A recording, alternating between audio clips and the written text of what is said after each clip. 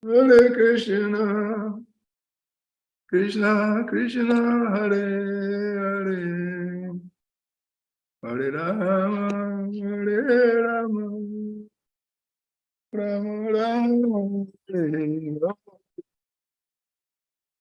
Hare Krishna, Hare Krishna, Krishna.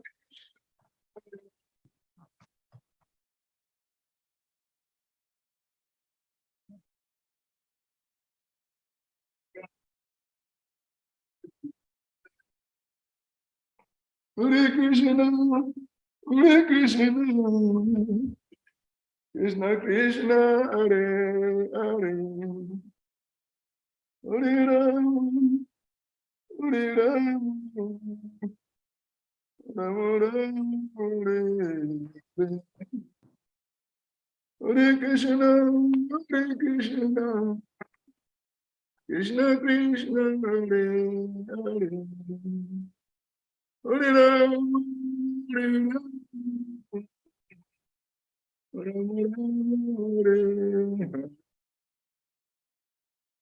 Hare Krishna, Krishna Krishna, Hare Hare, Hare Rama, Rama, Hare Hare.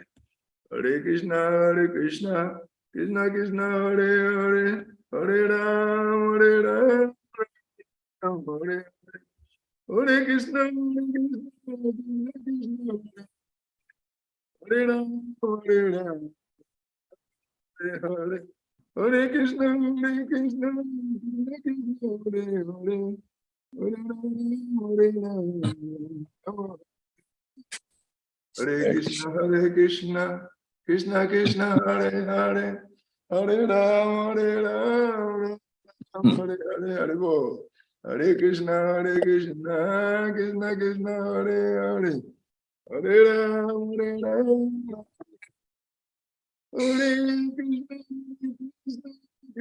Krishna Hare Hare, Hare Rama, Hare Krishna, Krishna Krishna, Hare Hare, Hare Rama, Hare Hare. Krishna, Krishna Krishna, Hare Hare, Hare Rama, Rama, Hare Krishna, Krishna, Hare Hare, Hare Krishna, Krishna, Hare Hare.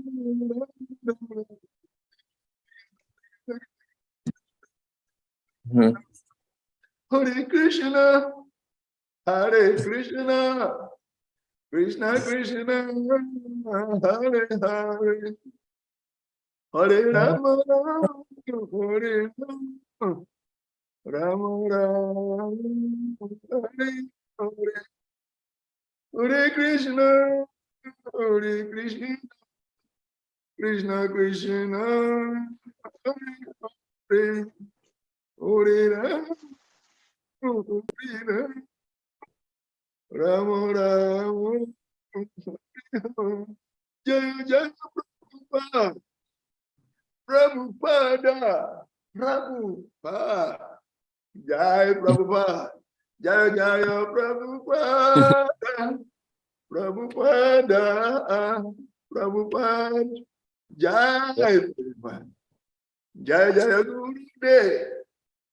Gurudev, Gurudeva, Jaya Gurudev, Haribo, Haribo, Haribo, Gura Haribo, Jaya, Sri Isopanisad, Sri Isopanisad, Sri Isopanisad, Jaya Sri Isopanisad, Jaya Sri Isopanisad, Sri Isopanisad, Jaya Sri Isopanisad, Jaya Sri Isopanisad, Haribo, Haribo, Haribo, Gura Haribo, Jai Prabhupada ki Jai, Jai, Jai, Hare Krishna Mahamantra ki Jai, Gora Premanandi, Sri Isopanisad ki Jai, Gora Bhakta students ki Jai, Hare Krishna. So, you are welcome to today's Bhakti Sastri class. First of all, you can change your name to, put your name instead of a Zoom user. So this needs to be done. Okay. If somebody is in a bad network area, it's good to identify a particular place that the network is good, so that you can be using that point as your classroom. Identify a place. It may take you some time to walk around, identify a place that the network is good. Then you can use that place as your classroom, your sitting point for your Bhakti Sastri program. Okay, this is very interesting. In fact, we know in Kali Yuga, people are highly distracted. And despite that, you are able to make it here on time. So it's commendable. We appreciate you for making it here on time. And we are praying that the others also, make it on time. I can see that in Bhavananda's class. I just did video in a way that the two of you will so clearly. And Bhavananda, I just position in a way that the two of you will so clearly. Somebody can borrow the gadgets are giving some problem. You can, pair up with somebody. So it's understandable. So this is the level. First, we want to, before we start, we have invoked the mercy of the Param. And we would like to touch on the classroom norms very briefly. And even as we are going on, we are going to still touch on the classroom norms when more people join, so that everyone will be abreast. Today's class will be a little bit more relaxed. We are not going to be in a rush, but we should know that we have exactly 2 hours. Exactly 2 hours, and about 15 minutes is gone out of the 2 hours. Because immediately after this, the Bhakti Vaibhav class is going to commence, So it's good that you are on time. It is taken note of. And then before the end of the class, we appoint somebody among you who will also be like a classroom captain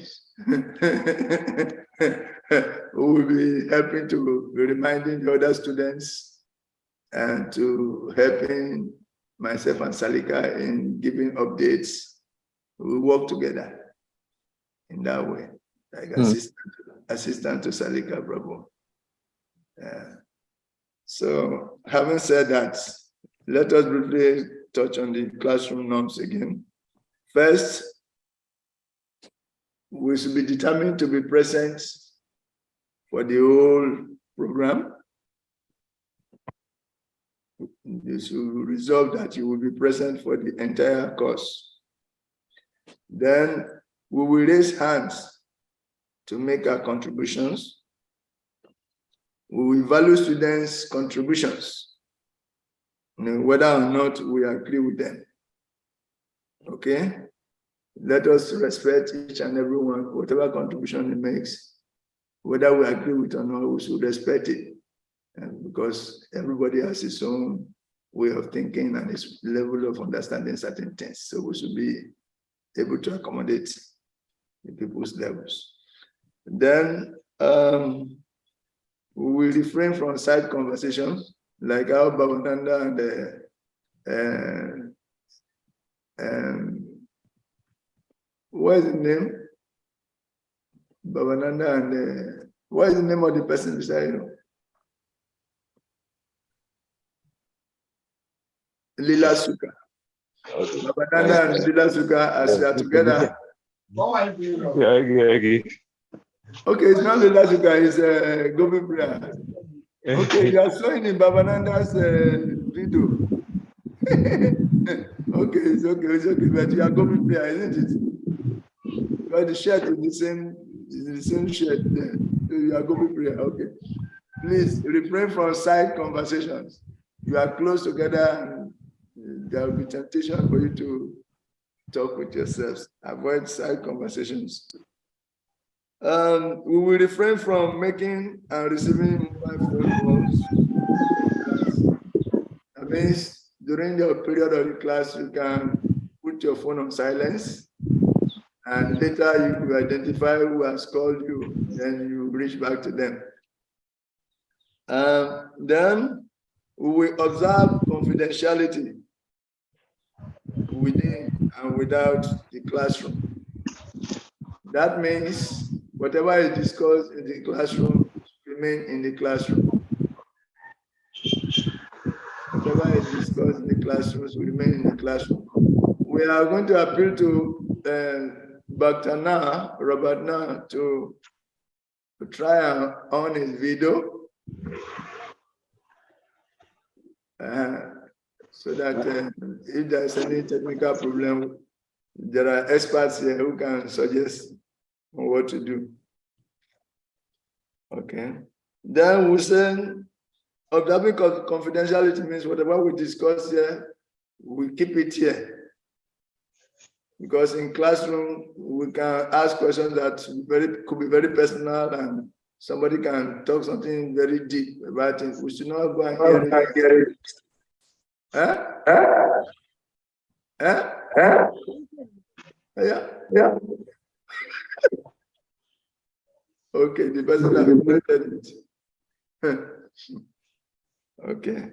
Then again, we will refrain from borrowing strength from status or positions. I'm a temple president, I'm this and that. Therefore, I have so much things to do now. That's why I can't observe the classroom norms.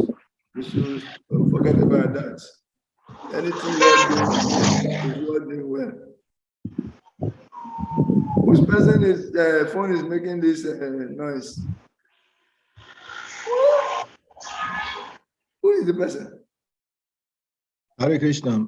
I just wanted you to finish. I wanted to speak with all of the students and guide them on how to use WhatsApp.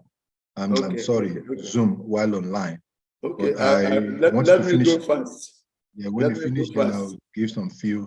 We respect the right of the individual to withdraw. Anybody who along the line who wants to withdraw for some reasons, the person can withdraw, no problem.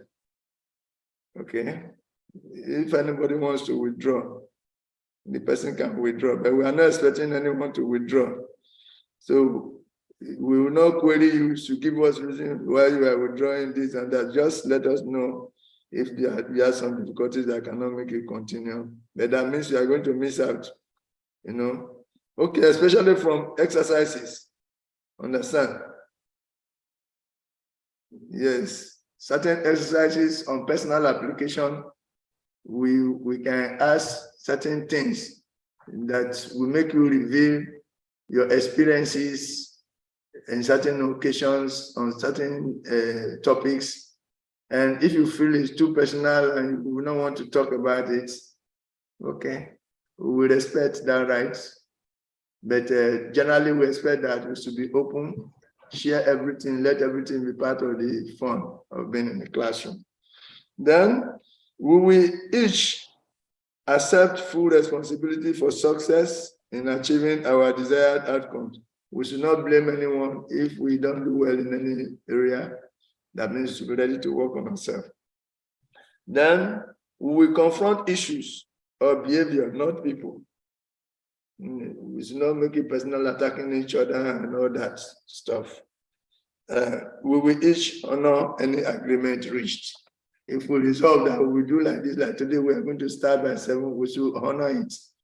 And like that, any agreement we reach, we should honor it. And that is it. Having said this, I will hand over to His Grace Sarika Praabhu to brief us on how to use our gadgets for online programs. Sarika ji. Hare Krishna. Thank you, students. You're welcome to this beginning of the unit 1 of Bhakti Sastri course. I congratulate all of you that's taking the bold step to go further. This is what it means to be Krishna conscious. Krishna consciousness is not like any other religious activities. Krishna consciousness means scrutinizingly study, because only what you know you can act upon. What you don't know, you can't act upon it. So for us to be Krishna conscious, we need to act up, we need to know. And for us to know, we have to study. And this is the recommendation of the founder Acharya Srila Prabhupada, that every aspirant on this path of Krishna consciousness must take the seriousness to scrutinizingly studying the scriptures, which is what you have taken to. So I congratulate you and thank you for taking that bold step. Because some of us are not familiar with the use of Zoom, I'll just give some few tips, and as this session goes on, I'll keep sharing different tips to guide us towards coming to understand the different aspects of the Zoom. I'm going to share my screen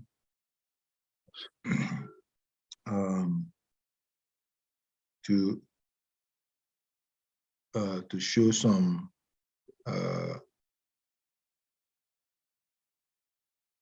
little tips about the basics about what, at least the basic things. So first is, I'm going ahead to share my screen.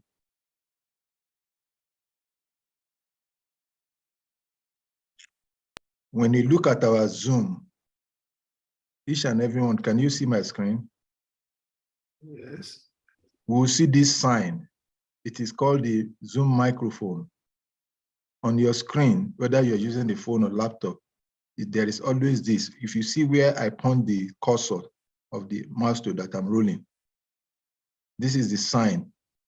So when you go there, there is always an arrow there. You can always click on it to mute. If once you click on any longer, once you click on it, it brings a red line, means you are off. No one can hear your voice. And if you want to speak, you simply just to click. Just like when I clicked on it, you see that you will not hear me any longer. So that is the microphone screen. So each and every time that we are online, if we are not asked to speak or given permission to speak, we should always make sure that that mic is having that sign, like I showed you, a cross sign, indicating that you are muted, so that you don't give disturbances to the class.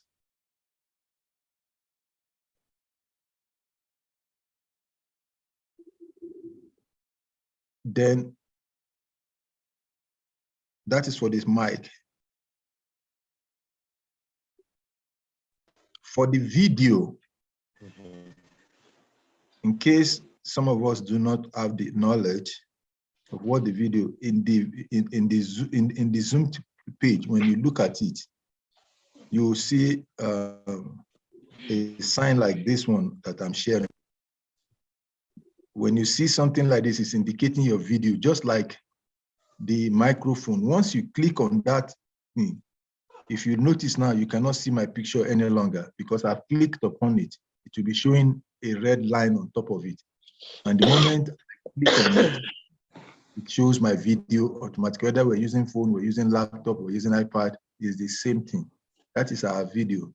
So when you're asked to click or to open our video, we always click this. When we join online, there is always a need, because I could see that someone was trying to connect his microphone. Zoom will always bring it forward. Techno Spark, who is this person moving up and down? These are part of the things that we got somebody already. Yeah, so I was going to come to that. But once we are in the class, once you are your video is on and you are moving, you are distracting everybody because everybody is seeing your movement. So it brings about distractions to the teacher and to the other fellow student because the attention is just like when you are in a hall and somebody comes into the hall or goes out of the hall. Naturally, your attention is there, even unconsciously. So we should minimize that. The third thing I will share today so that we can continue the class is how to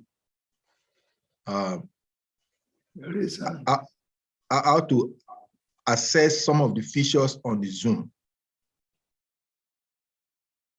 When you click on your name while you are on Zoom, a picture like this will show. When it will show you mute, you see there is a 3 dots beside the name. Once you click on your name, you see 3 dots here.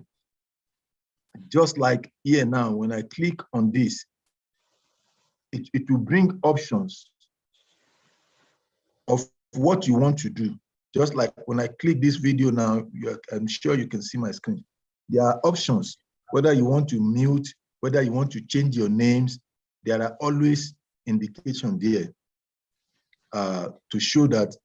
For an example, let me show you an example on my screen now.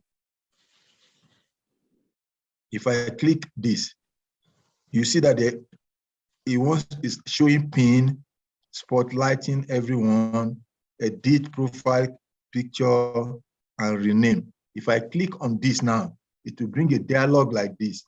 And on this, if I want to change my name to my personal name, apart from the host name, then you just type your name and enter. Automatically, it shows the name of the person that is there. That is how you access it. Again, once you click on your name, you'll see a 3 dot. Click on that 3 dot. It will bring about options that are available to you. I hope it is understood. I will stop at these 3 so that we can continue the class. In subsequent class, I'll keep on sharing different techniques and tips about how to use that. But in the next section, maybe tomorrow or thereabout, I will show how to use backgrounds. So sometimes it is important so that we don't show what is behind us. I can see TechnoSpark 8C is very dark environment that you have, so we hardly can see you. We should look for a very light environment. There should be bright light where we are, and we should be careful not to have the windows directly behind us. If the windows is directly behind us, we have to drop the curtain, because if we don't drop the curtain, the ray of the light of the window will be focusing on the eyes of the other participants. So it is important we do that. For the students, it is required, according to the standard of Bhakti Sastri study, that we should at least have a quota. We know that we may not be able to see what you are wearing under, but your top should be quota. And if you are not wearing a quota, you're supposed to at least apply tilak. It is the etiquette. It is expected because we're trying to do sadhana. TechnoSpark, I may have to shut your video down if you keep moving. This is what we're trying to say. Your movement is affecting everybody. You may not understand that, but it is affecting everyone. So you need to be prepared before the class and get a position located, sit down carefully there and be straight. That is what is required. The example of what we are saying. So when you move up and down, it shows everybody's what is going on at the background. So please let us avoid that. So I will stop here so that I will not take it. Like we have spent about 30 minutes out of the 2 hours of today, but it is appropriate because it's the beginning of the session. So for us to know some few things. So 30 minutes has been taken. So I will stop here and I'll give more other tips as we continue in the course of the courses. But some of these tips we should note. And if we have any question at any time, we can always chat or send a message to me. How to do chat on this Zoom, for those of us who doesn't know, you can always let me know. Thank you very much. Okay, Hare Krishna. Thank you very much, Salik Ji. Thank you. This is very important.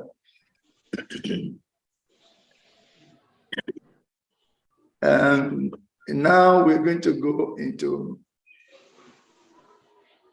Sri Isopanisad, or the Bhakti Sastri program.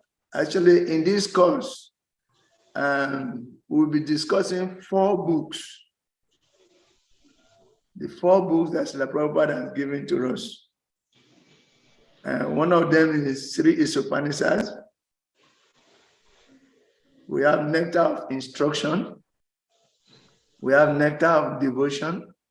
And we have Bhagavad Gita as it is. Okay, so you need to have physical copies of these books. You need to have physical copies of Sri Isopanisad, Nectar of Instruction, Nectar of Devotion, then Bhagavad Gita. Okay? Srila Prabhupada wants that all devotees have a clear understanding of these 4 books. I think we are devotees now, or we are trying to become devotees. So let us say we are devotees. We are devotees. So Srila Prabhupada wants all of us to understand a clear, have a clear understanding of these 4 books. Then going to Sri Isopanisad. Isopanisad has a lot of powerful word jugglery, powerful background of big words, philosophical words, and background words. So if we are going on at this beginning, don't be worried. If you feel that the thing is going some kind of way that all the words you are hearing are not familiar, don't worry. We are just building the background to start. Okay? The reading starts when we start the introduction. So we are giving this background because along the line you will come across some terms like Shruti, Smriti, Aranyaka, Upanishads, Samhitas. So you should have a little foundational understanding of these terms. And that is why we are starting from these terms, the background, like how the whole thing come about, how Vedanta, where Vedanta is, what is Ityasa, what is Purana, what is Pancharatra, and what is Shruti, what is Smriti. These terms, we need to familiarize ourselves with them. You can even note them down along the line. So, okay. We have many schools of thoughts in India, like Nyaya, Vaisesika, Samkhya, Yoga, Mimamsa, Upamimamsa. These terms should not bother you. Our focus among all of them is the Upamimamsa. The Upamimamsa is also called the Vedanta. And the Vedanta is the conclusion of all these other philosophical schools of thoughts. So in Vedanta, there are 2 basic schools. One of them is Advaita, and the other one is Dvaita. You need to know, but don't worry, these are not part of your exams, but you need to know. In Vedanta, there are 2 basic schools of thoughts, the Dvaita and the Advaita. That means one is the opposite of the other. Advaita means non-dualism. Non-dualism. There is no difference between the body and the soul, everything is mixed up. But in Dvaita, there is dualism. The non-dualism philosophy was propounded by Sankara Acharya, great Sankara Acharya. But for the Dvaita, it was propounded by Madhva Acharya. Don't worry about the big words. Don't be discouraged. These words are there. You will be hearing them as you go on as a devotee for your lifetime. Madhva Acharya, Sankara Acharya. Sankara Acharya talked about non-dualism, which is Advaita, while Madhva Acharya talked about Dvaita, which is dualism. Dualism means there's a difference between the body and the soul. The soul is different from the body. Even though they are together, they are different simultaneously. Then, to reconcile these two polarities, we have the philosophy of Achintya, Veda, Abeda, Tattva.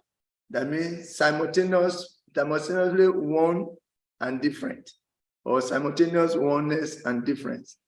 This is a philosophy that reconciles the two opposing polarities, dualism and non-dualism.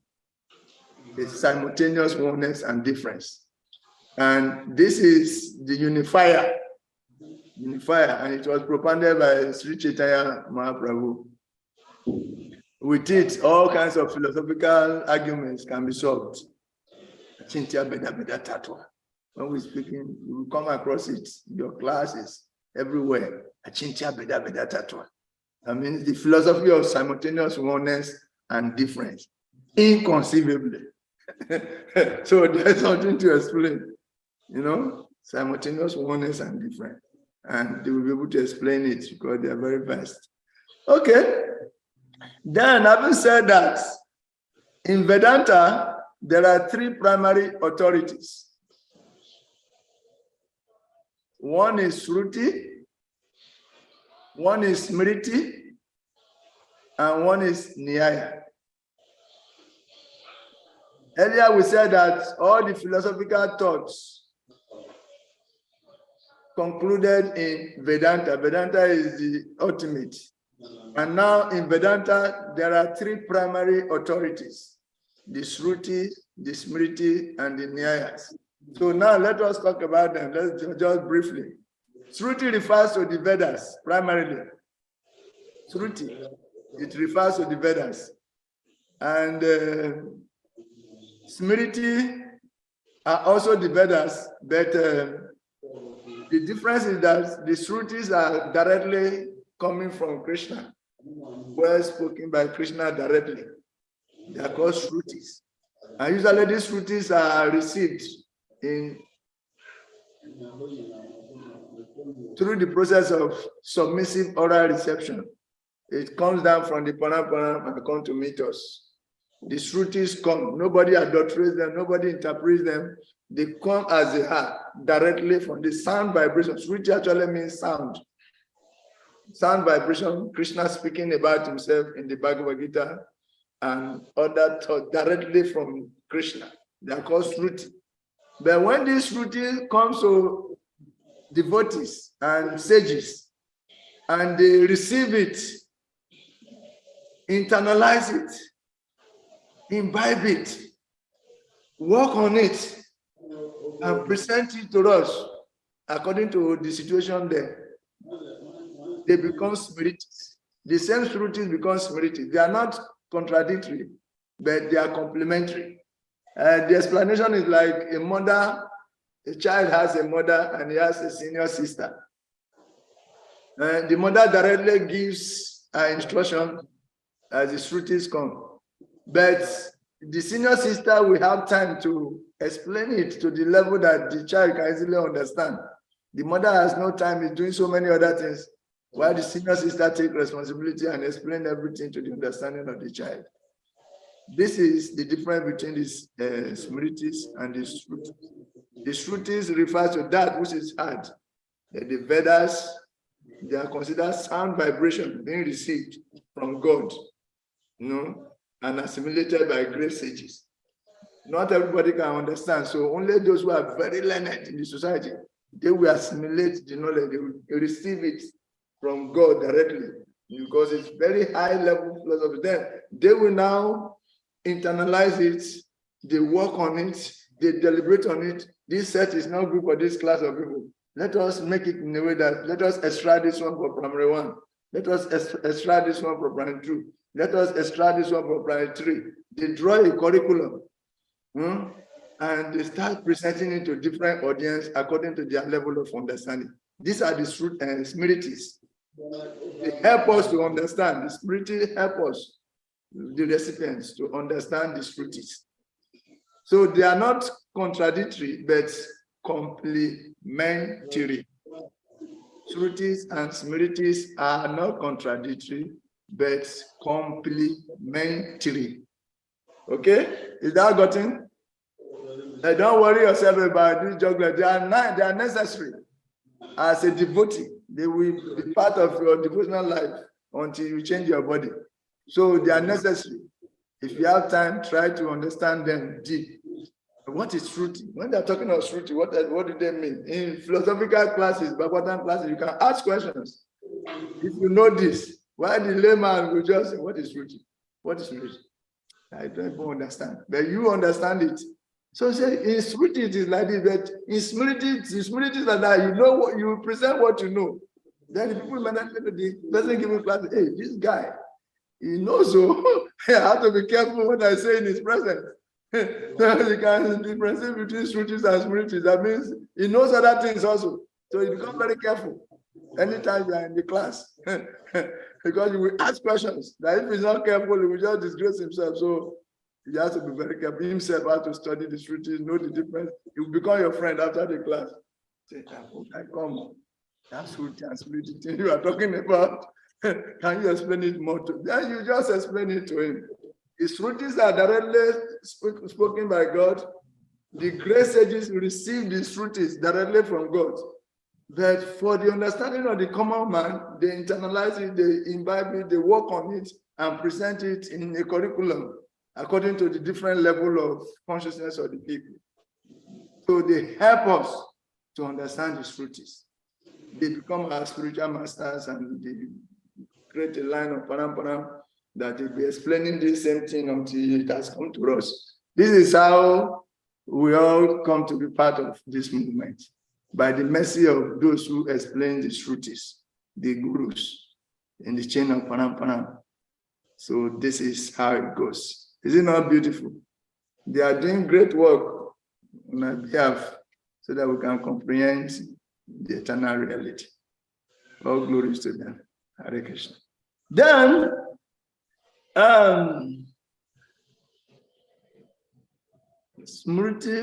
Shrutis. We also have the Puranas. We have the Itihasas. We have the Pancharatras. The Smritis are divided into three, because this is the curriculum they are working on. They make a curriculum and separated the Puranas from the Itihasas, and they separated the Itihasas from the Pancharatras. So Smritis are three-dimensional. They are divided into three, like this. Smritis are divided into three. One, you have the Puranas. You have Bhagavad Purana, this Purana, Markandeya Purana, Taitreya is Isopanisad. So like that, Purana. Then you come to the Brahma Samhita. They are also later parts. Then you come to the Itihasas. Then we have Pancharatra. What are they? First, there are 18 Puranas. 18 Puranas. Primary Puranas. The primary Puranas are 18. Then we have secondary or minor Puranas, which are very many. Yes, very many. Then we say Itihasas. Itihasas are like histories, or historical records. Like we have the Mahabharata, is an history. Then we have Ramayana.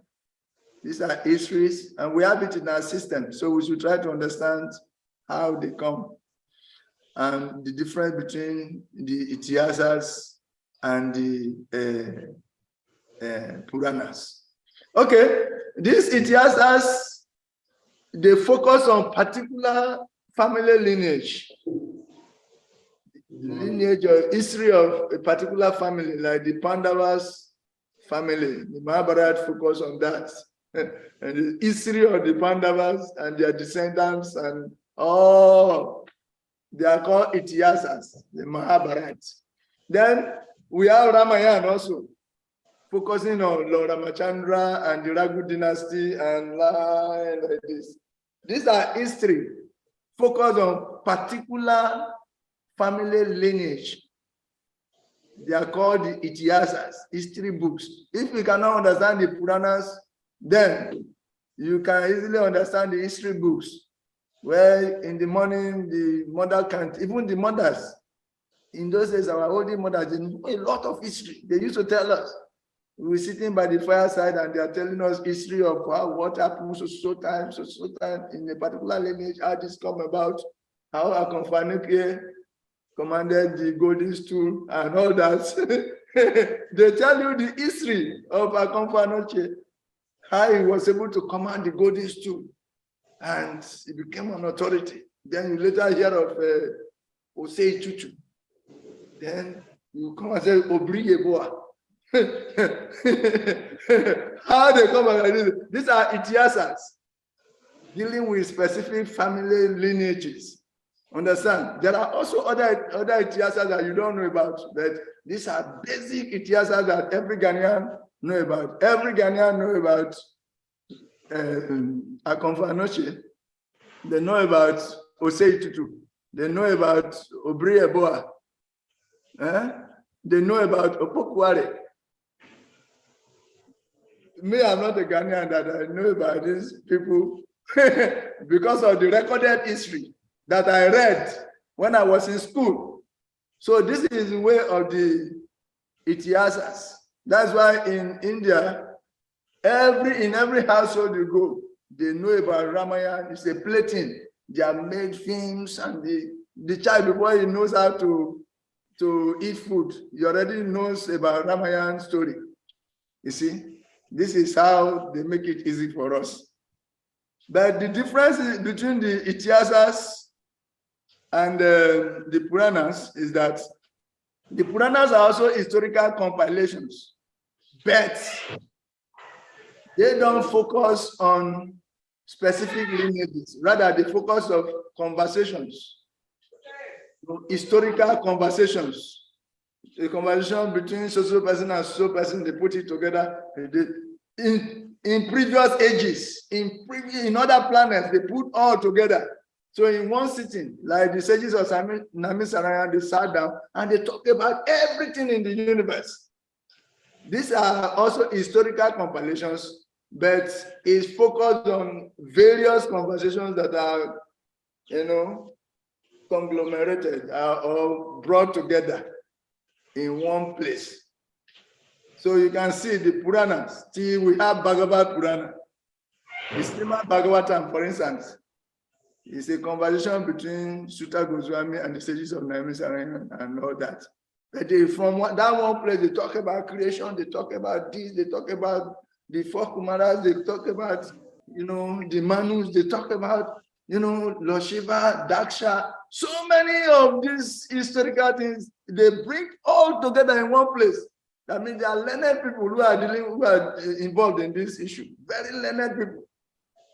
They are Munis. They talk big histories, that inter-universal histories that nobody can easily comprehend on earth. They talk about, they know so much. So that is the difference between the Puranas and the Itihasas. Itihasas are very simple family lineage stories that everyone can understand, including children. But the Puranas, learned people have to sit down to discuss them. Like every day we are giving Bhagavatam classes. Every day we are giving Bhagavatam classes. Each Bhagavatam class you attend, you learn something, you hear some new story. All brought together in one place. They are called the Puranas, okay? Having said that about the Puranas, let's talk about the Pancharatras. Pancharatras primarily focus on deity worship. Deity worship. People cannot easily understand. So the essence of deity worship is being filtered by great sages. Then they present it to us, like we have the Narada Pancharatra. Don't worry about this jugglery. So At the beginning, don't become, but how can I understand this? Me, I can't go ahead. I'm withdrawing. Don't think like that, I beg. This one is just to warm up our brain for the main thing. See? Once we have 1 hour left, we go to the introduction. So there we begin to come home. We bring you home when we go to the introduction. But now let's just take you to the way of the sages in the other planets and different things first to broaden the horizon. But we are not speculating, but we are talking from authorities. And that's why there's a need to build this background. Okay? Okay? You get it? Now, let's come to something.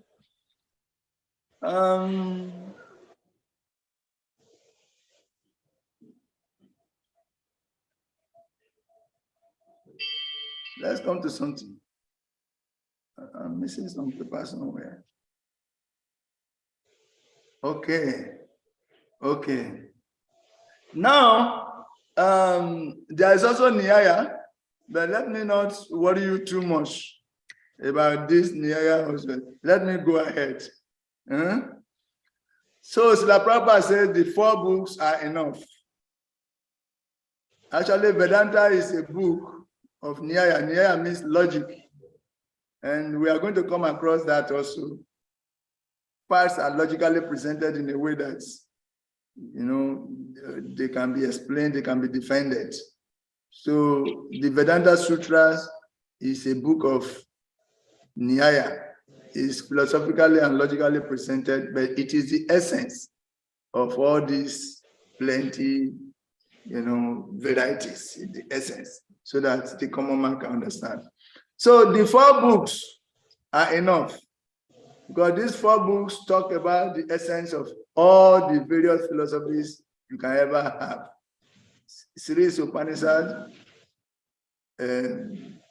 Nectar of Instruction, Nectar of Devotion, and the Bhagavad Gita. These 4 books, they talk about all the things we need to know. They give us the foundational knowledge. So if we should take time to study it. Okay, in our context, the Shruti we study. The Shruti we study is the Sri Isopanisad. Isa means God. In the Muslim tradition also, Isa means God. Isa Upanishad. This Upanishad is directly spoken by God himself. Is Isa Upanishad. So it's a Shruti, that which is directly heard. Then the Smriti we study is the Bhagavad Gita. Bhagavad Gita is Smriti, but it's both Smriti and Shruti. It is Shruti because it's directly spoken by Krishna himself, as you saw it in his conversation with Arjuna.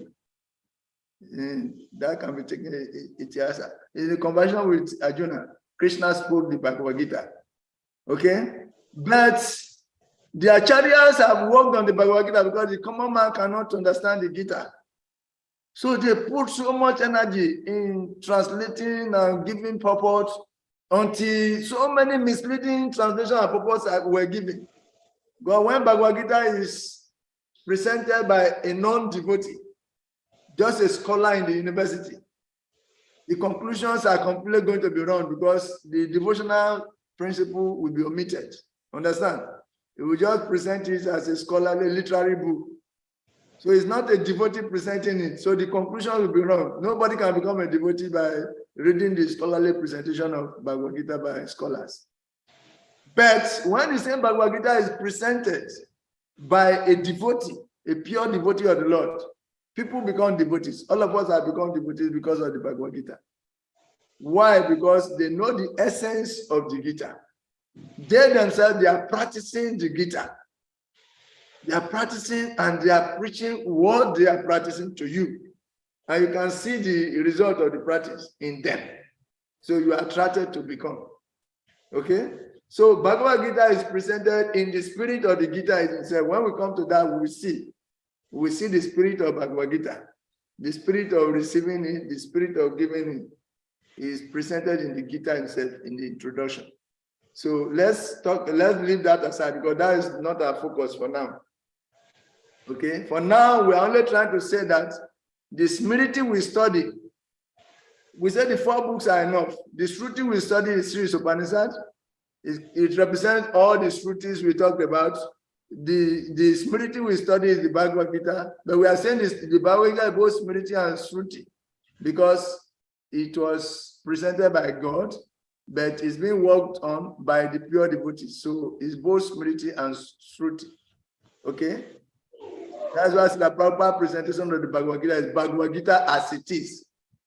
He worked on the Gita because many people are getting more confused when they read it. If you go to Jehovah's Witness people, or let's say Jehovah's Witness people, the Jehovah's Witness people, they have a way of, taking little from every scripture. Things they don't know about, they just go and take a bite. They look for the aspects that they can use to criticize that religion. Then they will bring that one. If they go to Buddhism, they take the side that they can use to criticize. When they come to our scripture, they go to the Bhagavatam, they go and pick the Rasa Lila, Krishna dancing with so many girls. And their conclusion is that the God that we are worshiping is immoral God. He dances with other girls, hundreds of girlfriends. And therefore, that is not a way to go. They use that, they take something from your scripture, use it to blaspheme you so that they can maintain their followers. They can distract their followers from reading something and getting confused, getting carried away. So don't read those books, they are immoral books. And the God you talk about that you are worshiping is dancing with young girls. But in the system, before you can read about the gopis, first, you have to study from 1st canto to 10th canto. Before you can you have to start from the feet, not the face directly, so that you can understand what is involved.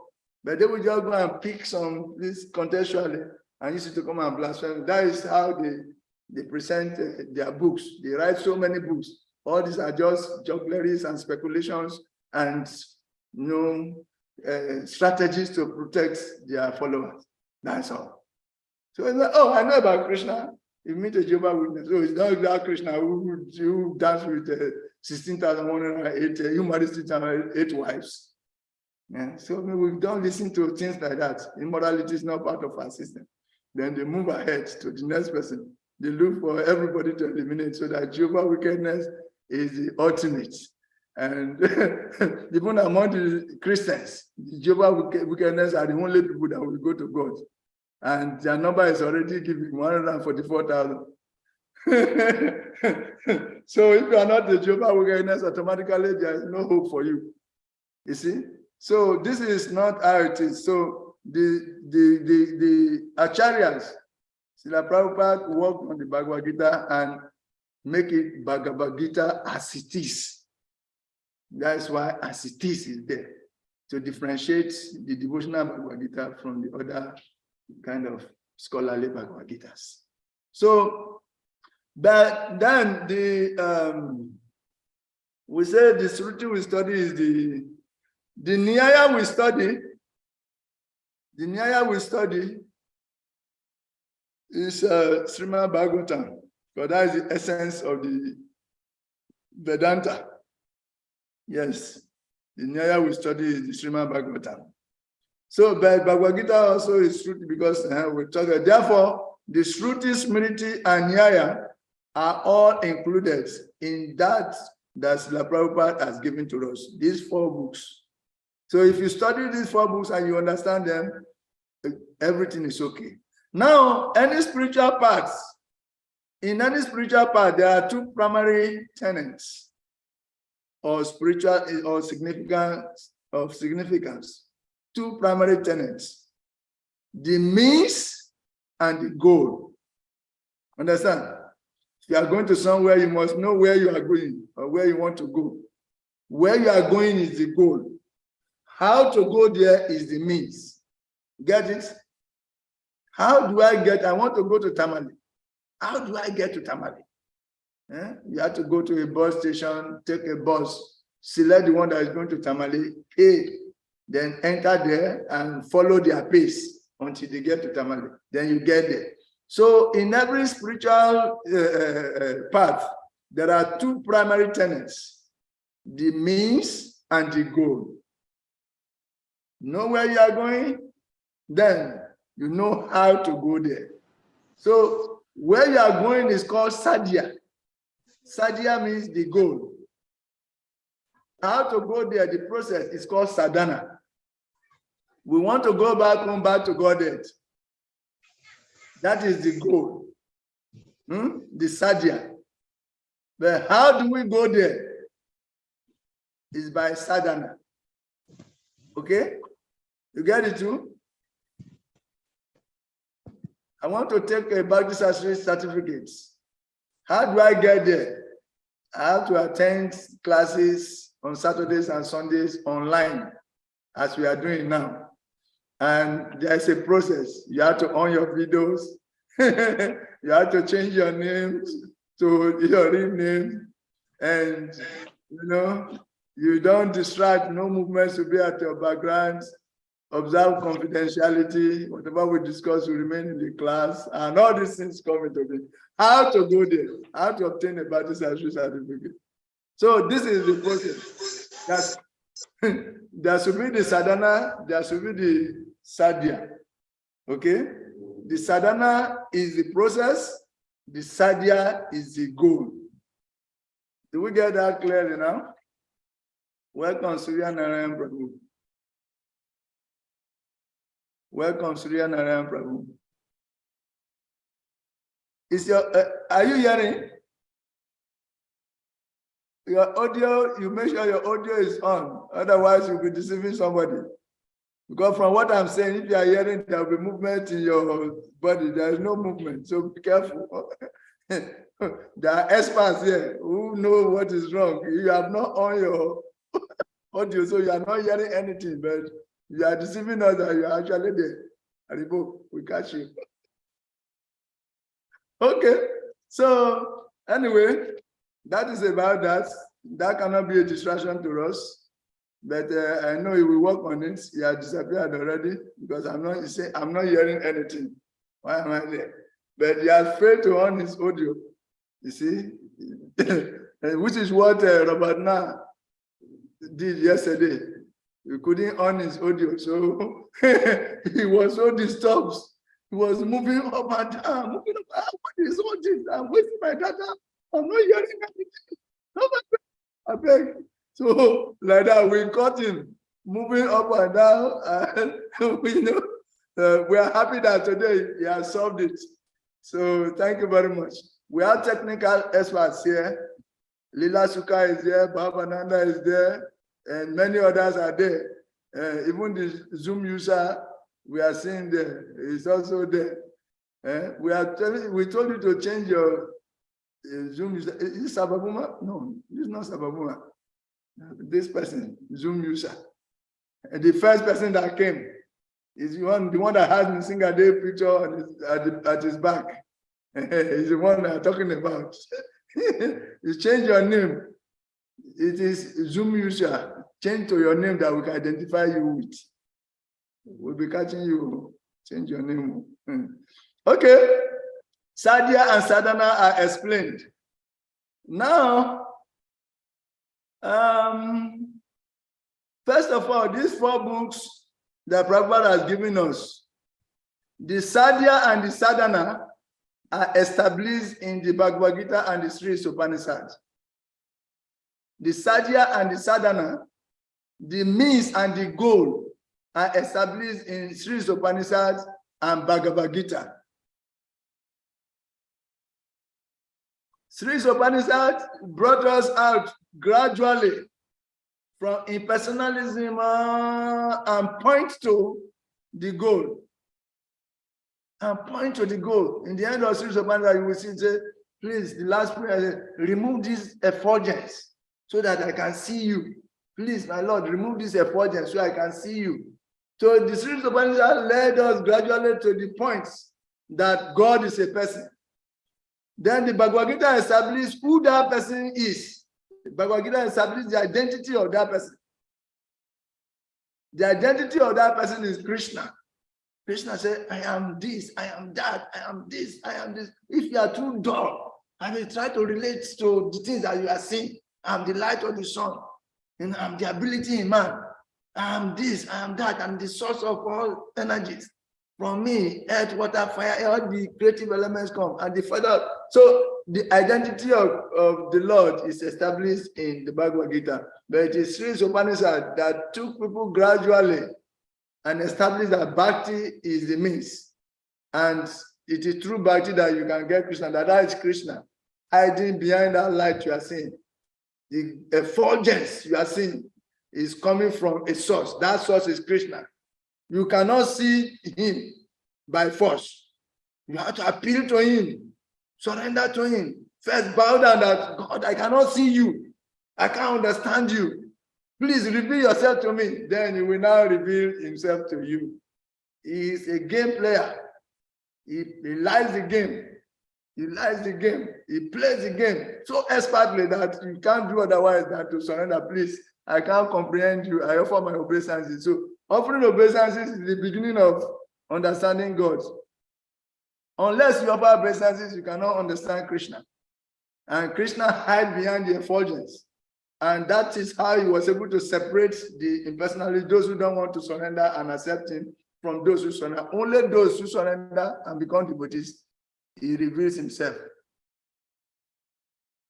He has the right to reveal himself only to devotees. He doesn't want to make himself cheap. He wants you to get purified before he reveals himself. And that is his right. We can't argue with him. And that is what he does. He hides himself behind the effulgence. Isopanisad leads them till he took them from gross materialism, gradually lead them until you go and point it. See this golden effulgence, this Brahmajyoti effulgence you are seeing, this unlimited light is coming from his source. So now beg him, surrender, bow down so that he can remove that light so that you can see him, relate with him, play with him, do activities with him. And the means is devotional service, Bhakti. So this is how it is established. Then, how to really do this Bhakti and get the desired results. These are the nectar of instruction and nectar of devotion. The nectar of instruction tells you how, what you should do, what you should not do, how you should relate, how you should practice devotional service. Then what is so attractive about this person we are trying to see, this Supreme? Then the nectar of devotion is telling you the 64 attributes of Krishna. Then Krishna is so attractive because he has these qualities. He has 64 qualities. And these qualities, 64 angles of devotion, also, they are explained. Among all of them, the primary one, if you practice them seriously, the primary 6, you will experience it like this. So these are the 4 books. How to, they explain who, they establish the personality, they explain how to reach there. The 4 books. So the Prabhupada said these 4 books are enough. Okay? Okay? Okay, the 64 qualities, opulences, everything is explained. In this way, all we need to know about Krishna is given to us in these 4 books. How to go along the means and what is so attractive about the goal is also established in the nectar of instruction and nectar of devotion. Now, where am I now? Okay, I'm coming close. Let us now go to the introduction. At this point, we implore everyone to bring out his book, Sri Isopanisad, and we read in tongues and try to explain. Actually, the introduction is not part of Sri Isopanisad, even the invocation. But I think today we'll stop at the introduction because our time is gone. Tomorrow, we briefly deal with the invocation and we start the mantra 1. Then from next week, you begin to enjoy, in fact, from the introduction, you begin to enjoy it. This building background, creative foundation, digging the ground, pouring concrete, and arranging blocks in some kind of fashion.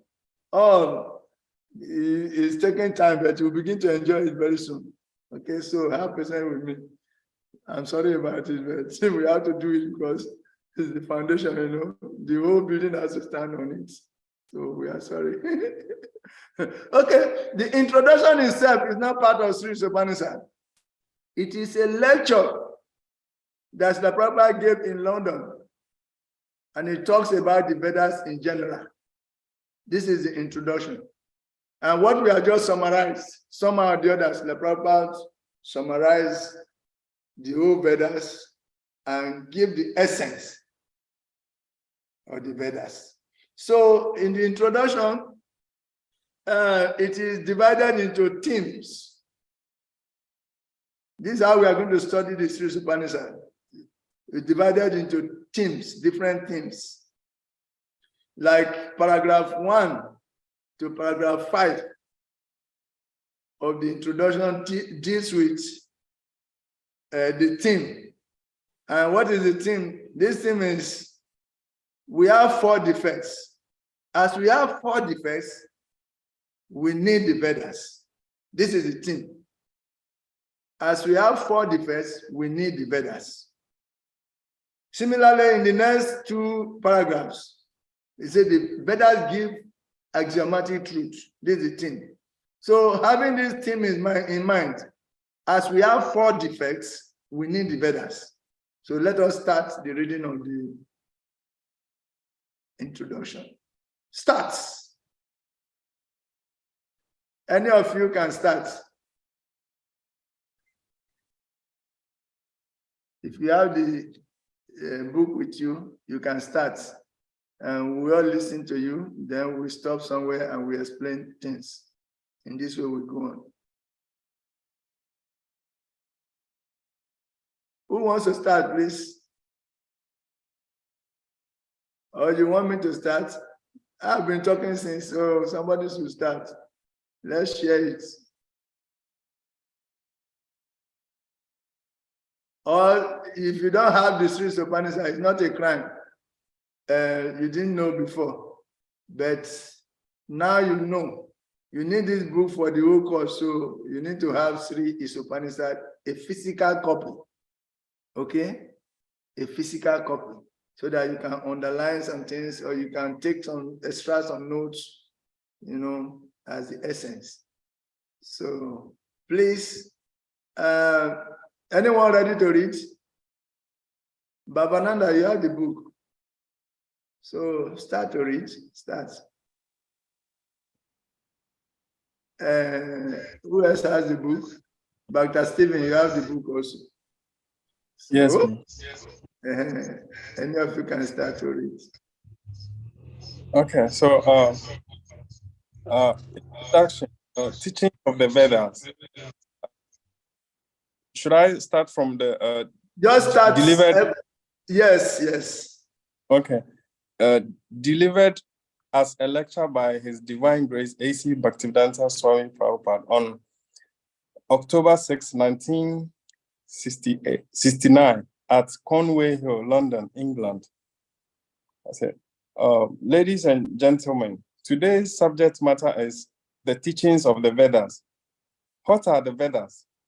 The Sanskrit verbal root of Veda can be interpreted variously, but the purport is finally one.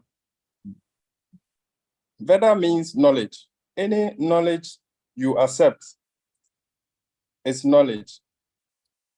For the teachings of the Vedas are the original knowledge. In the conditioned state, our knowledge is subjected to many deficiencies. The difference between a conditioned soul and a liberated soul is that the conditioned soul has 4 kinds of defects. The first defect is that he must commit mistakes. For example, in our country, Mahatma Gandhi was considered to be a very great personality, but he committed many mistakes.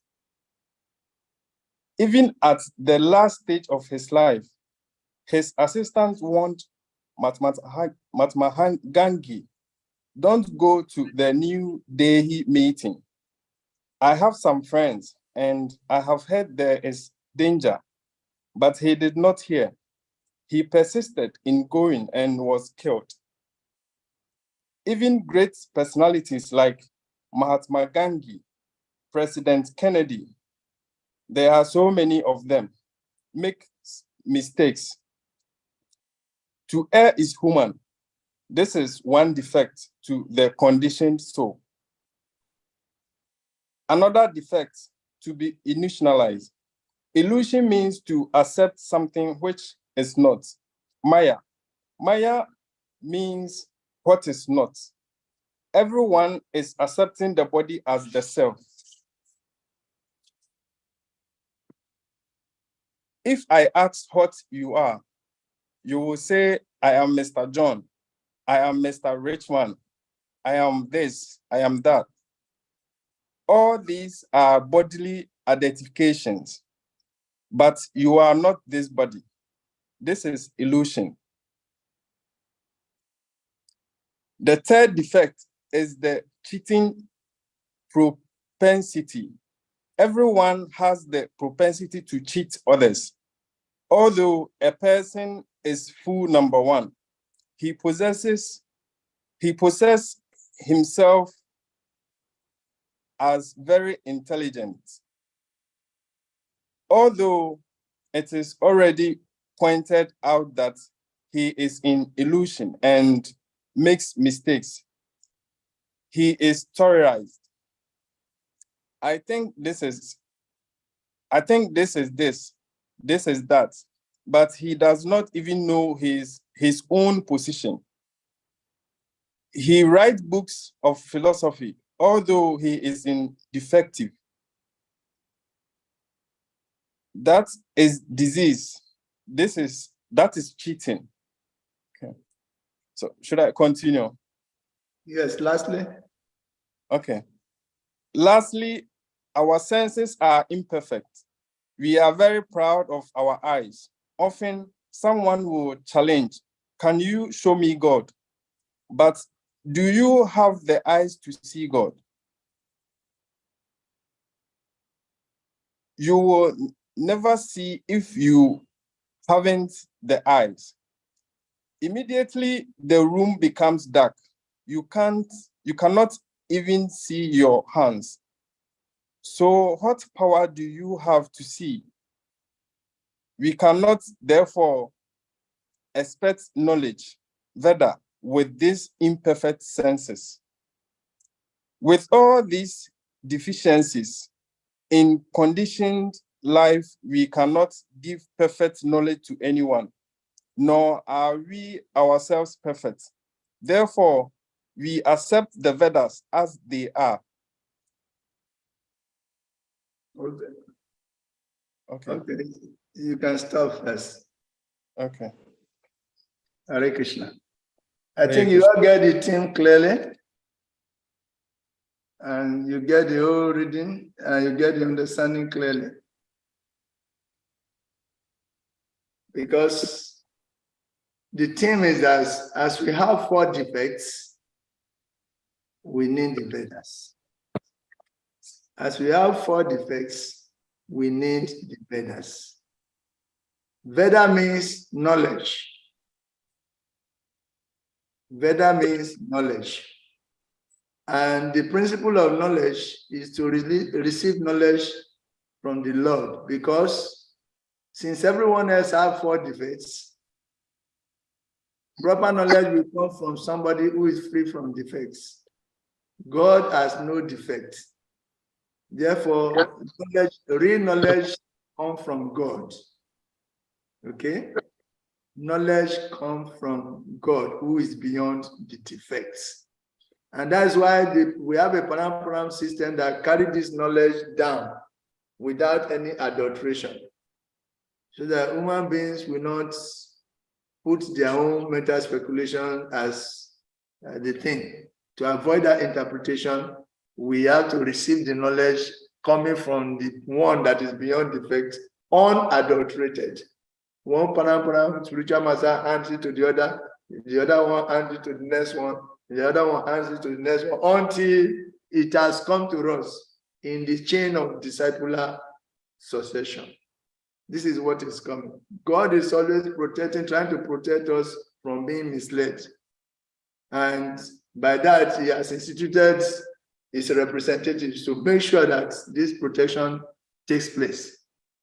And they are there guiding us in the param. You see, God is eternally luminous.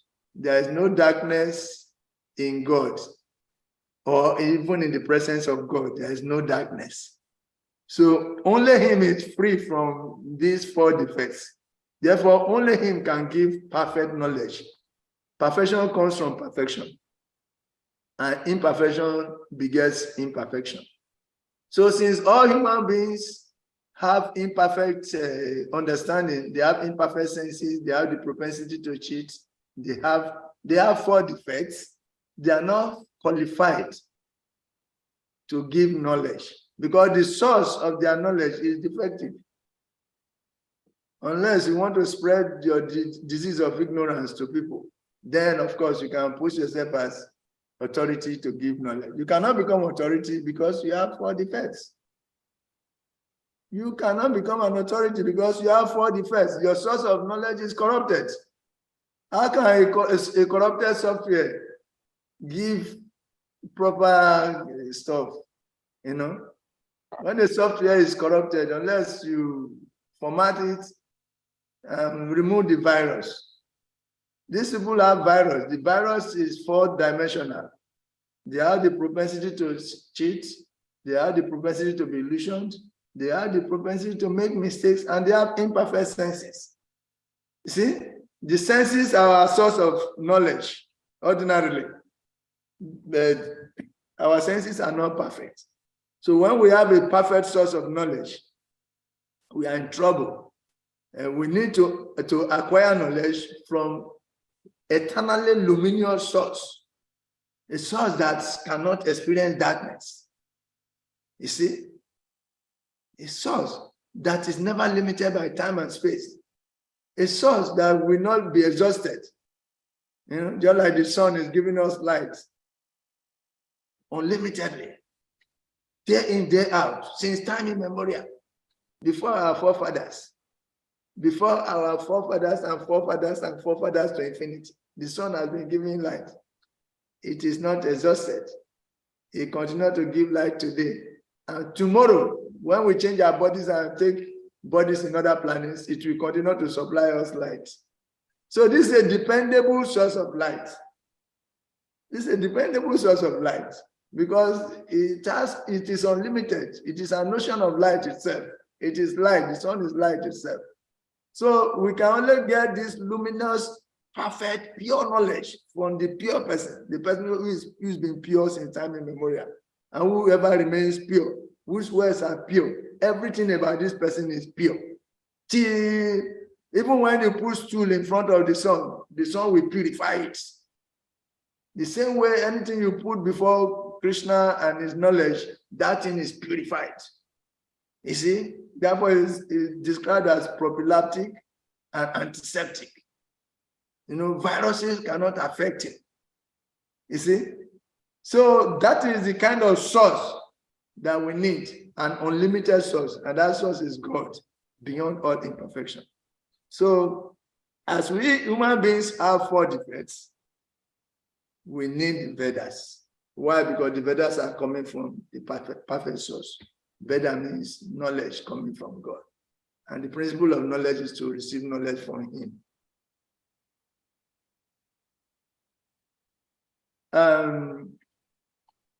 Surya Narayan, are you hearing now?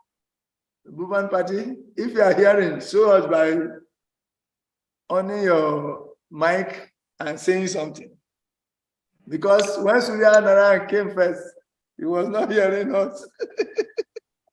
He was not hearing us. Then later he realized it. Then he went out and came back again. And that is when he started to hear us. And that is when you also came in, Buba. So Now I can see that you are hearing, because that time when I was talking, Surya Nara did not make any sign that he was hearing. But now, as I'm talking, you are making signs that you are hearing. So I know that you are hearing now. Hare Krishna. You are experts yourself in this, so there cannot be darkness in your presence. That ignorance is wiped off by knowledge. So all glory.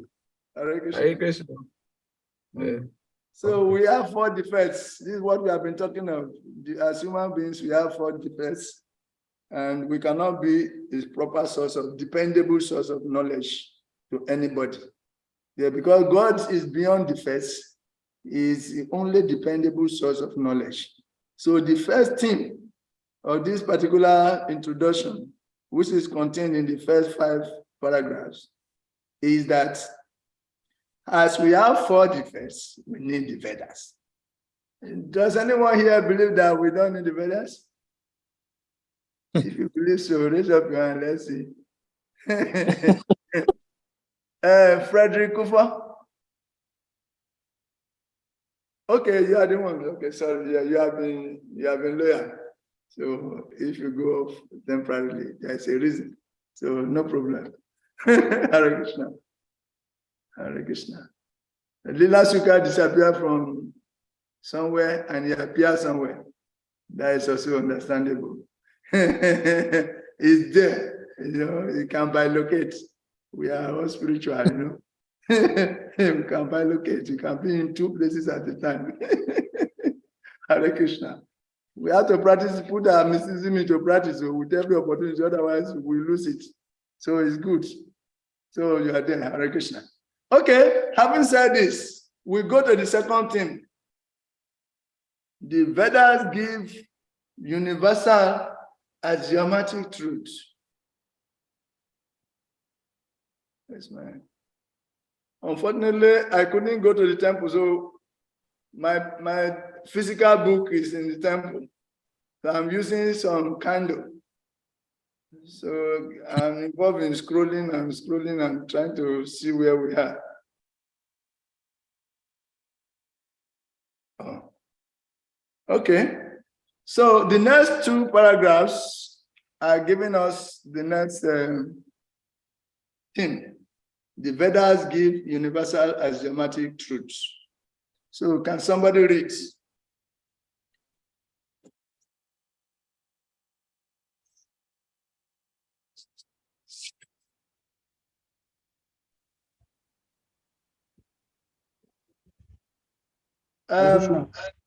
Yeah, Bhavananda.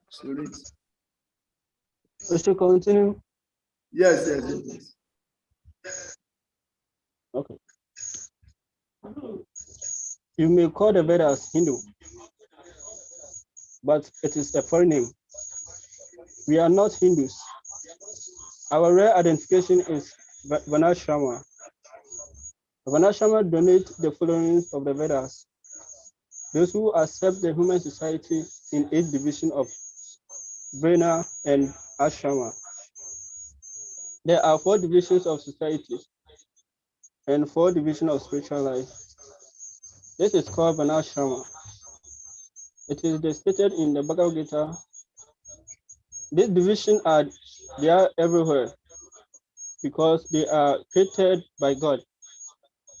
The divisions of the society are Brahmana, Kshatriya, Vaishya, Shudra. Brahmana refers to the very intelligent class of men. Those who know that those who know what a Brahmana. You know what is Brahmana? Similarly, the Kshatriyas, the administrator group, are the next intelligent class of men.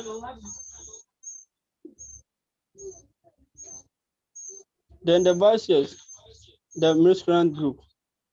These natural classifications are found everywhere. This is the Vedic principle, and we accept it. Vedic principles are accepted as axiomatic truth. for there cannot be any mistake. That is acceptance. For instance, in India, cow dung is accepted as a pure, and yet cow dung is a stool of an animal. In one place, you will find a Vedic injunction that if you touch stool, you have to take a bath immediately. But in other places, it is said that the stool of a cow is pure.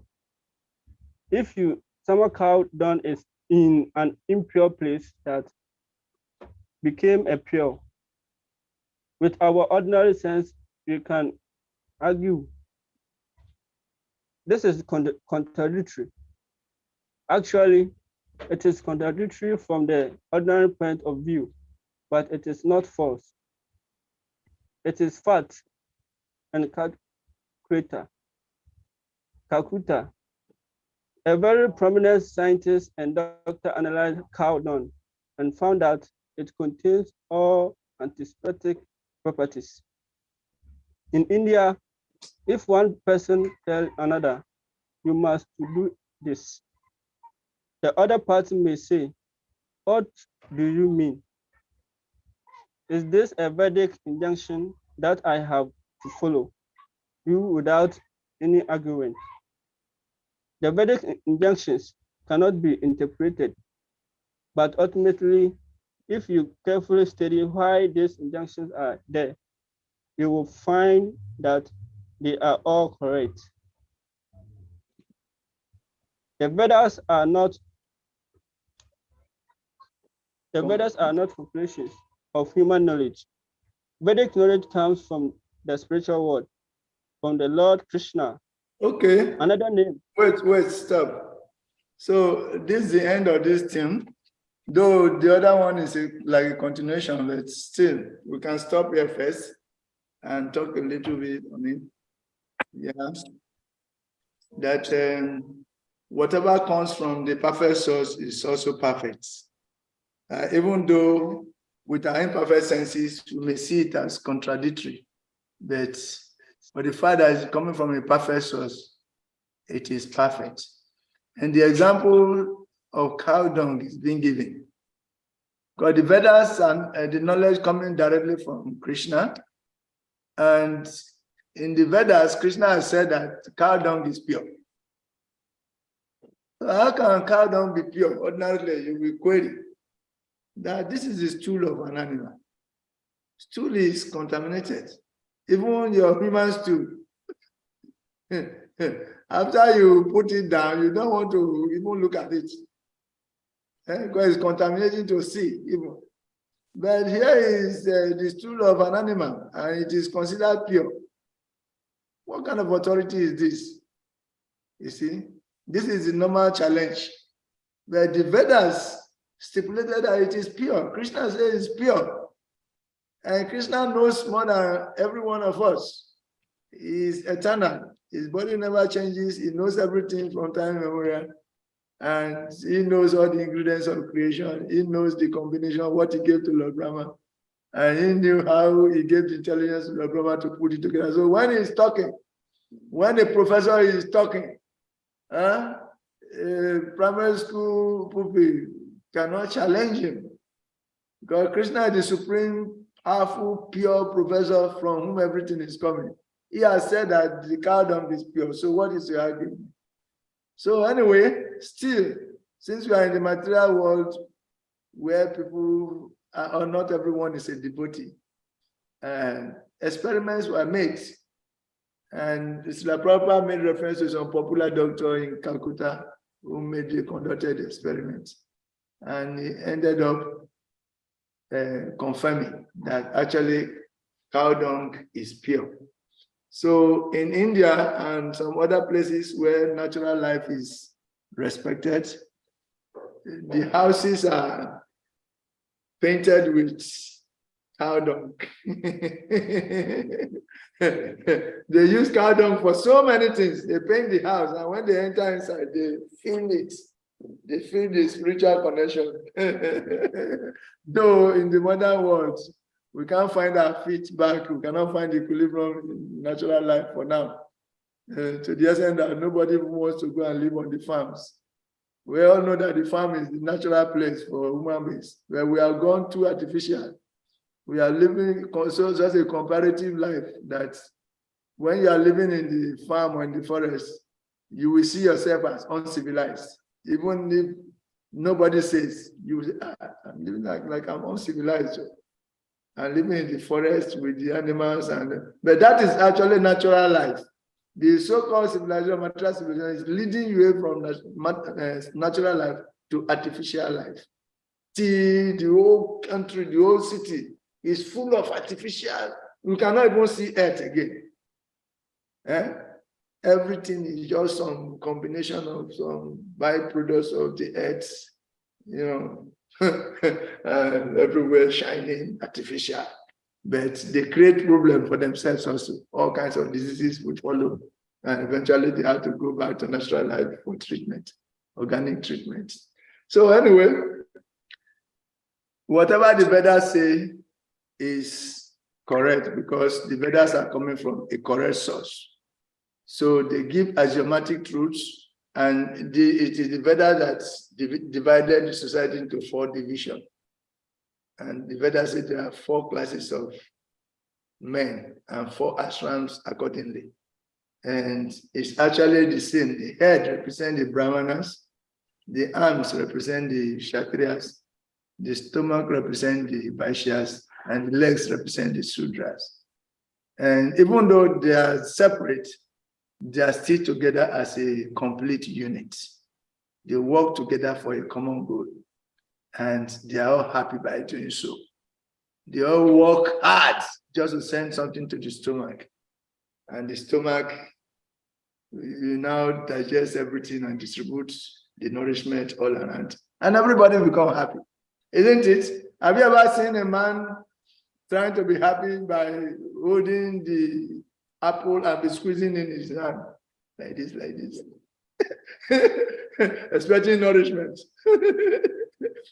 He take a roti, after making a nice roti with wagashi on top, then he pastes it on his stomach with sellotape, and then he becomes free from hunger.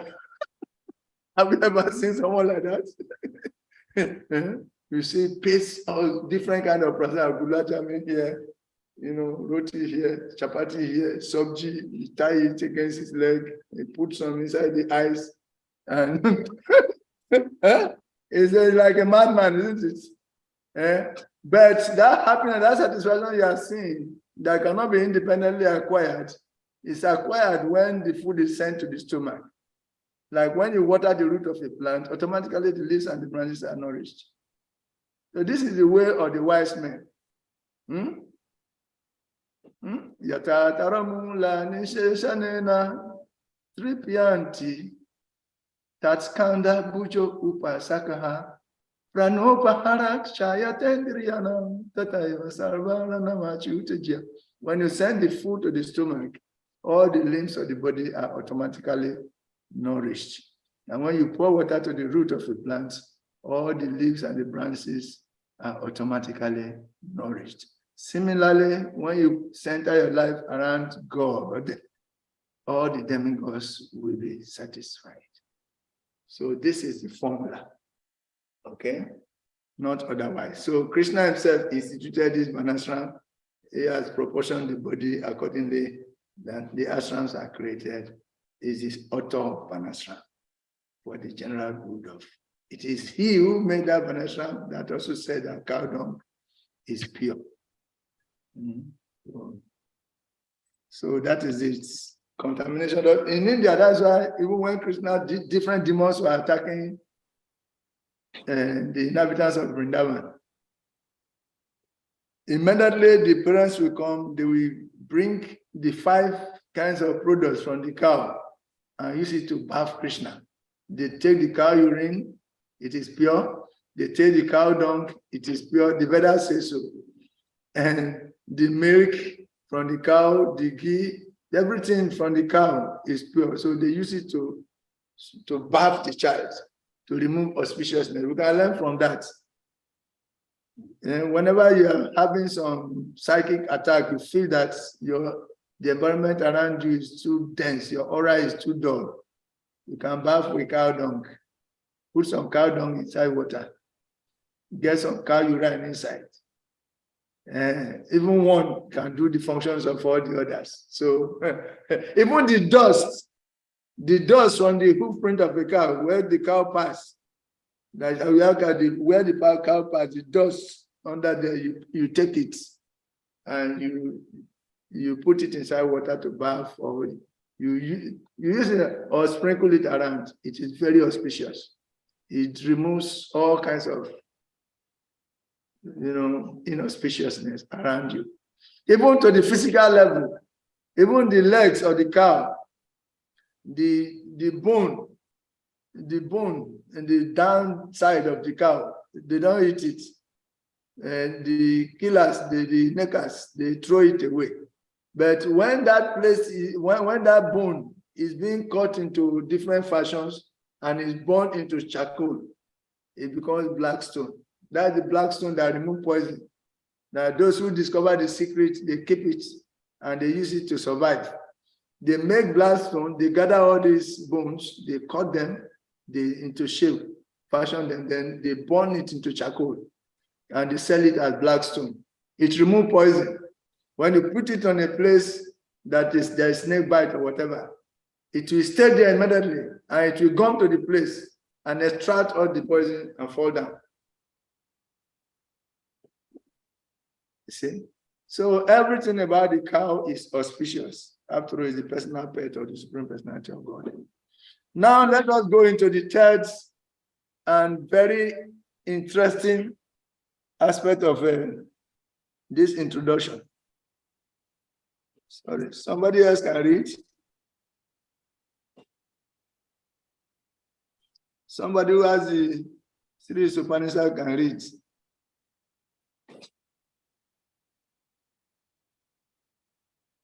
Sorry, I'm battling with my light a little bit.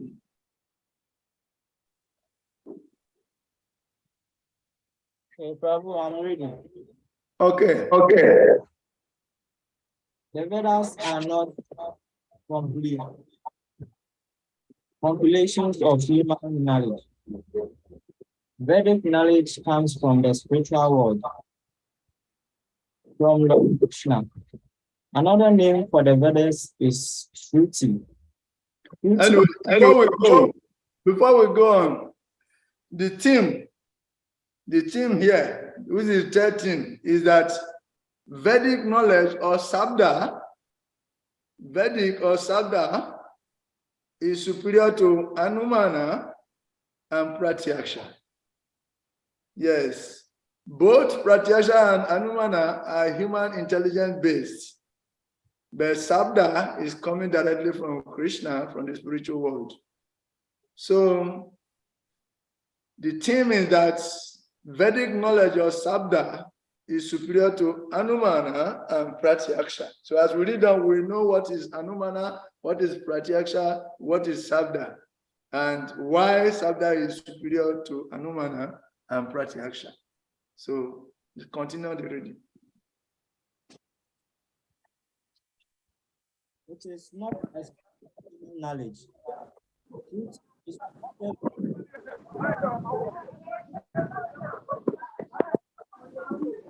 for example, if you want to know your father is. We are not hearing you again.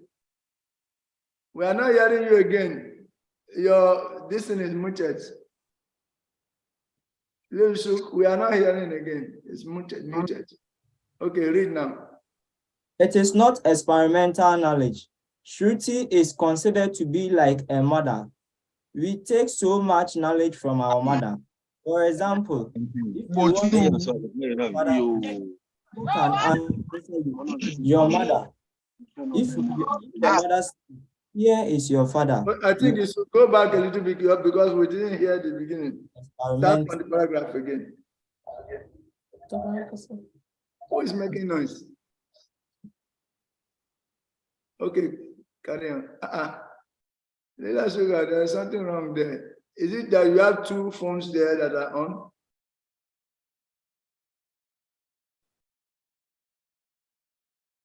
On your mic.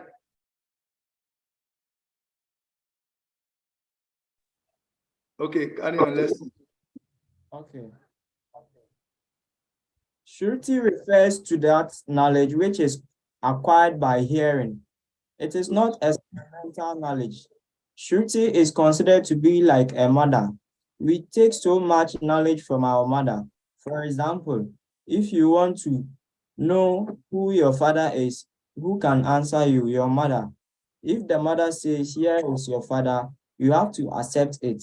It is not possible to experiment to find out whether he is your father. Similarly, if you want to know something beyond your experience, beyond your mental knowledge, beyond the activities of the senses, then you have to accept us. There is no question of experimenting. It has already been experimented.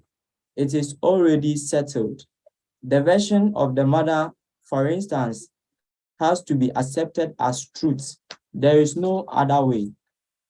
The Vedas are considered to be the mother, and Brahma is called the grandfather, the forefather, because he was the first to be instructed in the Vedic knowledge. In the beginning, the first living creature was Brahma. He received this Vedic knowledge and imparted it to Narada and other disciples and sons, and they also distributed it to their disciples. In this way, the Vedic knowledge comes down by disciplic succession. It is also confirmed in the Bhagavad Gita that Vedic knowledge is understood in this way. If you make experimental endeavor, you come to the same conclusion, but just to save time, you should accept. If you want to know who your father is, and if you accept your mother as authority, then whatever she says can be without arguments. There are three kinds of evidences: pratyaksha, anumana, and sabda. Pratyaksha means direct. Direct evidence is not so good because our senses are not perfect. We are seeing the sun daily, and it appears to us just like a small disk, but it is actually far larger than many planets. Of what value is this seeing? Therefore, we have to read books, then we can understand about the sun. So direct experience is not perfect. Then there is inductive knowledge. It may be like this: hypothesis. For instance, Darwin's theory says it may be like this. It may be like that, but that is not science. This is a suggestion, and it is also not perfect. But if you receive the knowledge from the authoritative sources, that is perfect. If you receive a program guide from the radio station authorities, you accept it. You don't deny it. You don't have to make an experiment because it is received from the authoritative sources. Vedic knowledge is called Sagga Pramana. Another name is Shruti. Shruti means that this knowledge has to be received simply by oral reception. The Vedas instruct that in order to understand transcendental knowledge, we have to hear from the authority. Transcendental knowledge is knowledge from beyond this universe. Within this universe is material knowledge, and beyond this universe is transcendental knowledge. We cannot even go to the end of the universe. So how can we go to the spiritual world? Thus, a powerful knowledge is impossible. There is a spiritual sky. There is another nature that is beyond manifestation and non-manifestation. But how will you know that there is a sky where the planets and inhabitants are eternal? All this knowledge is there, but how will you make experiments? It is not possible. Therefore, you have to take the assistance of the Vedas. This is called Vedic knowledge. In our Krishna consciousness movement, We are accepting knowledge from the highest authority, Krishna. Krishna is accepted as the highest authority by all classes of men. I am speaking first of the two classes of transcendentalists. One class of transcendentalists is called impersonalists, Mayavadi. There are generally known as Vedantists, led by Sankaracharya. And there is another class of transcendentalists called Vaishnavas, like Ramanujacharya, Madhavacharya, Vishnu Swami. Both the Sankara Sampradaya and the Vaishnava Sampradaya have accepted Krishna as the Supreme Personality of Godhead. Sankaracharya is supposed to be an impersonalist who preached impersonalism, impersonal Brahman, but it is a fact that he is a covered personalist. In this commentary on the Bhagavad Gita, he wrote, Narayan, the Supreme Personality of Godhead, is beyond this cosmic manifestation. And then again, he confirms that Supreme Personality of Godhead, Narayan, is Krishna. He has come as the son of Devaki and Vasudeva. He has particularly mentioned the names of his father and mother. So Krishna is accepted as the Supreme Personality of Godhead by all transcendentalists. There is no doubt about it. Our source of knowledge in Krishna consciousness is directly from Krishna, Bhagavad Gita. We have published Bhagavad Gita as it is because we accept Krishna as he is speaking without any interpretation. This is Vedic knowledge. Since the Vedic knowledge is pure, we accept it. Whatever Krishna says, we accept. This is Krishna consciousness. That saves much time. If you accept the right authority or the source of knowledge, then you save much time. For example, there are two systems of knowledge in the material world, inductive and deductive. In deductive, you accept that man is mortal. Your father says man is mortal. Your sister says man is mortal. Everyone says man is mortal, but you do not experiment.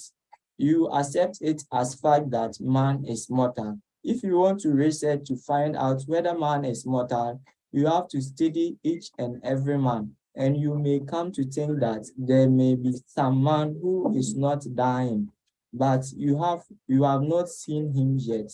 So in this, your researching will never be finished. This process is called in Sanskrit aruha.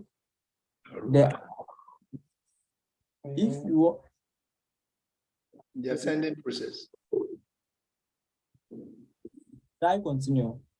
Continue. Because our time is up, so we just listen attentively, we read to the end. So we have only 5 minutes, so just read it to the end. If you want to attain knowledge by any personal endeavor, by exercising your imperfect senses,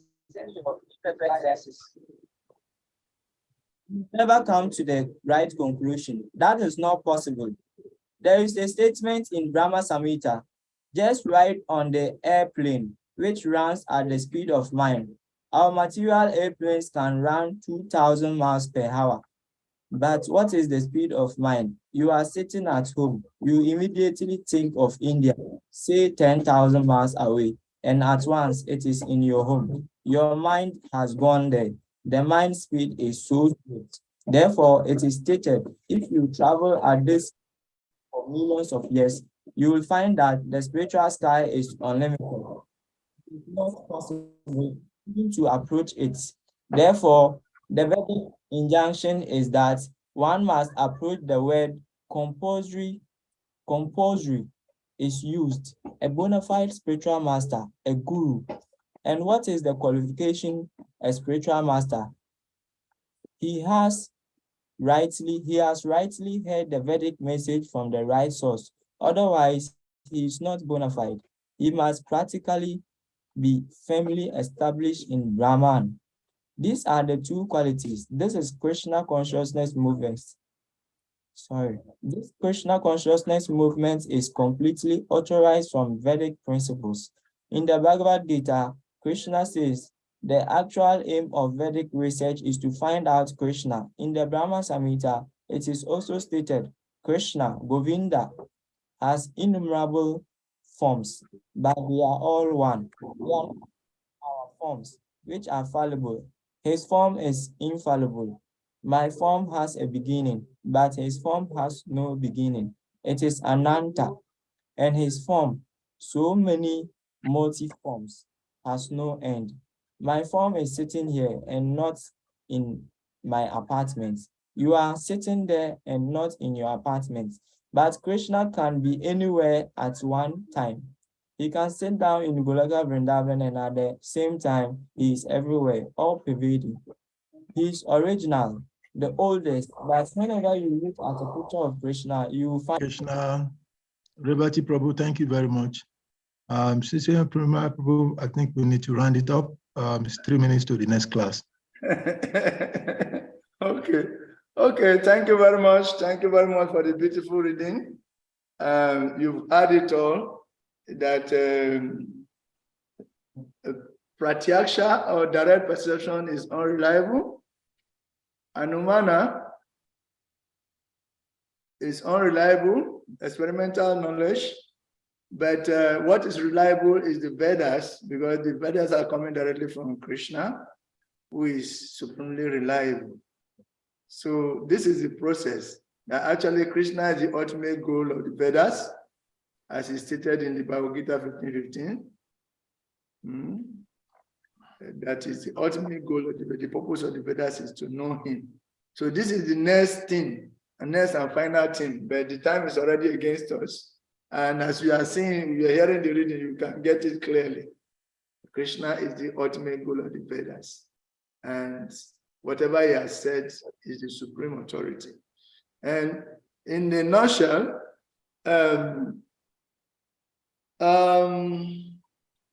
we talk about the broad body of Vedic knowledge can be divided into 3 sessions: Karma Kanda, Jnana Kanda, and Bhakti. Karma Kanda, or material religiosity, which gives materially good results. Demigods are worshipped, and all kinds of demigod worships are given.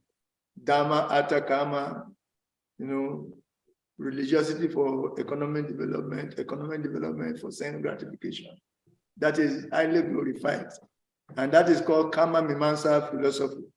Then in Jnana Kanda, we say, oh, Kama Mimamsa is very nice. Yes, everything in this material world is temporary. Nice as they look, they don't last. Beautiful as the heavenly planets are being glorified, they are temporary.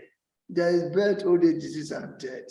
So why don't you gradually withdraw from this kind of thinking and try to understand your eternal nature and be engaged in your eternal relationship with God and do activities on that platform? So Jnana Kanda comes in.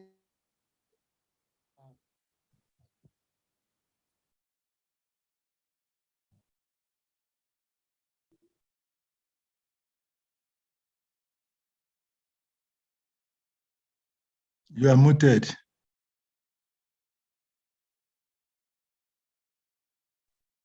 Prabhu, don't mute me again. Let me conclude. Otherwise, we are delaying the little time we have to round up. It's already time, Prabhu. And yes, now, but we still okay, it's already time. I beg, borrow me 1 minute. I beg. Okay, so Jnana Kanda gradually negates and withdraw you from that same gratification, bringing you philosophically to the point that then Upasana Kanda took over that. Oh, let's talk about Bhakti, the process of the eternal relationship with Krishna. And that is the ultimate thing. And that is what is in the Bhagavatam. And in this way, we come to the end of this class. Can we at least read the last paragraph? Allow us to read the last paragraph now.